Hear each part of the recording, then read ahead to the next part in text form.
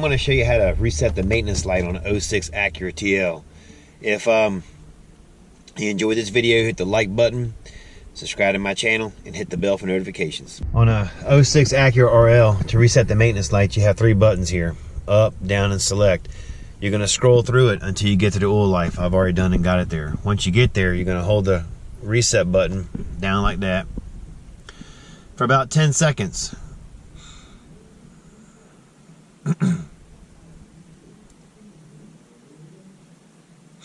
Alright, when that pops up, reset.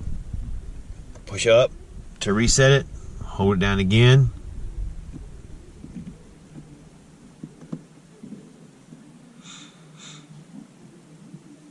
Alright, it'll reset back to 100%.